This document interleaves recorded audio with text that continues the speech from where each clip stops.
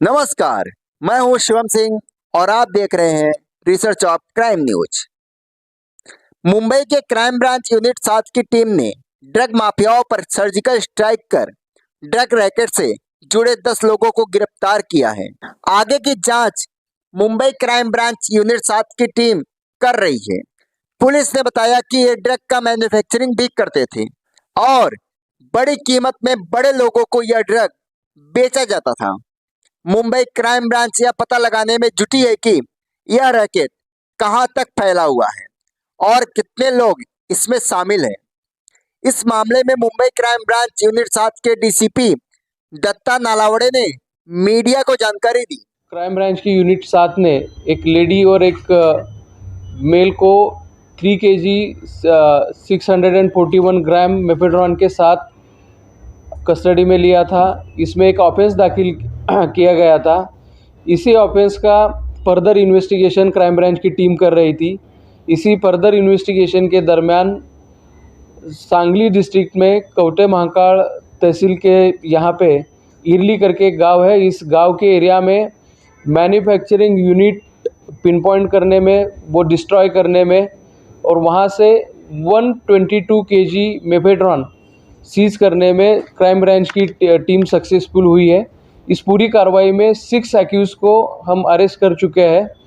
Total accused की संख्या इस केस में अभी 10 हो चुकी है और अब तक इस केस का जो टोटल सीजर है वो 252 करोड़ का हो चुका है और इस केस का फर्दर इन्वेस्टिगेशन जारी है। सर, वो इरली गांव में जो आप कह रहे हैं बनाने की जगह थी, वो ओनरशिप किसका था? क्या उसे पकड़ा गया है? रजिस्टर क्या हुआ? ओनरशिप जिसकी थी उसको भी पकड़ा गया है। इन 6 एक्यूज में उसका भी नाम है और जो मेन मैन्युफैक्चरर था, जो बनाता था, जिसके पास टेक्निकल नो हाउ था पूरा, उसको भी हम अरेस्ट कर चुके हैं। इतनी बड़ी तस्करी आप कह रहे हैं, तो मुंबई में इनके टारगेट ऑडियंस क्या होते थे? स्कूल होते थे, कॉलेज होते थे या हाई प्रोफाइल लोग? ये जो मेफेड्रॉन मैन्युफैक्चर किया जाता था वो क्रिस्टल फॉर्म में था, एकदम वाइट कलर का और क्रिस्टल फॉर्म में था, जिसको नारकोटिक्स की लोकल लैंग्वेज में लैविश करके बोला जाता है। इसको हाई क्वालिटी मेफेड्रॉन समझा जाता है। वो बहुत ही हायर रेट से लोकल मार्केट में बेचा जाता था और ये ग्रुप की अपनी एक डिस्ट्रीब्यूशन चेन है। सांगली में मैन्युफैक्चर करने के बाद अलग लोगों को ये रिस्पॉन्सिबिलिटी दी जाती थी कि डिस्क्रीटली ये पूरा जो कंसाइनमेंट है मुंबई तक पहुंचाते थे और यहाँ से अपने डिस्ट्रीब्यूटर के माध्यम से ये लोकली सर्कुलेट होता था। ये फैक्ट्री कब से चला रही है? प्राइमरी इन्वेस्टिगेशन में ये रिवील हो चुका है कि पिछले 7 महीने से ये फैक्ट्री चल रही थी। इसकी जानकारी आप लोगों को कब मिली? 16 फेब को ऑफेंस दाखिल होने के बाद फर्दर इन्वेस्टिगेशन में, यानी कि एक्यूज का इंट्रोगेशन और टेक्निकल इन्वेस्टिगेशन के बेसिस पे हम ये पिन पॉइंट करने में सक्सेसफुल हुए।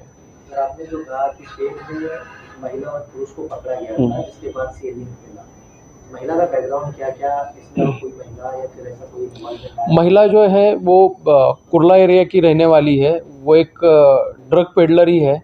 जो हमें बेसिक इन्फॉर्मेशन मिली थी कि ये बड़े पैमाने पे ड्रग ट्रैफिकिंग कर रही है, तो डिटेल्ड वर्कआउट के बाद ही वो जो एक्शन है 3 kg सीजर का वो किया गया। सर, आपने वो टारगेट ऑडियंस को एक बार अवॉइड किया, कौन होते थे मुंबई में? क्या कोई कॉलेजेस ये टारगेट करते थे या हाई प्रोफाइल सोसाइटीज टारगेट किया करते थे या सेलिब्रिटीज करते थे? क्योंकि इतनी बड़ी क्वांटिटी में, और जिस तरह से आपने कहा कि क्वालिटी जो है काफ़ी अच्छे क्वालिटी की होती थी जो ड्रग्स है, तो किन लोगों को ये अपना ऑडियंस मानते थे? ये जो मैन्युफैक्चरिंग का ग्रुप हमने पकड़ा है, वो उनका टारगेट यही था कि हाई क्वालिटी मेफेड्रॉन प्रोड्यूस करना और उस मेफेड्रॉन को हायर रेट्स पे बेचना।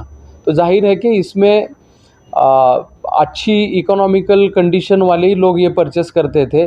अभी तक कॉलेजेस या फिर आपने जो दूसरा एंगल पूछा है वो इन्वेस्टिगेशन में रिवील नहीं हुआ है, लेकिन हम उसके बारे में भी इन्वेस्टिगेशन कर रहे हैं।